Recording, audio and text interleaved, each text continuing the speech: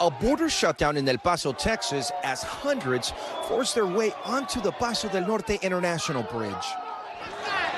Men, women, and children pushing Mexican soldiers out of the way in an attempt to enter the U.S. It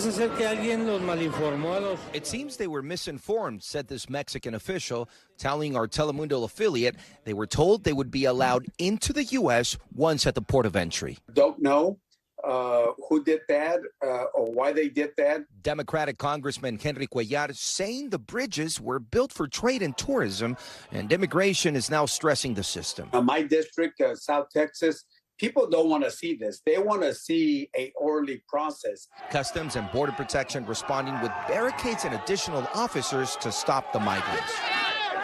The crowd, including migrants from Venezuela seeking asylum, like this man telling our affiliate he's been waiting too long at the border and couldn't delay anymore.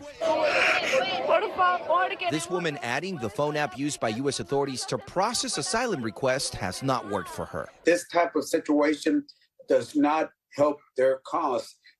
We need to make sure that people that want to come over, we have law and order at the border. U.S. border officials say 2 other international bridges in the area were affected by other groups of migrants coming from Ciudad Juarez. I just saw everyone recording. Understand what they're going through, but I think that they need to do it the right way. This is not the first time a large group arrives this way at the port of entry. In 2018, members of a migrant caravan attempted to force their way through the San Isidro port of entry in San Diego. Border there shut down temporarily as the migrants were stopped, the incident forcing officials to tighten security. But the border in that region still strained.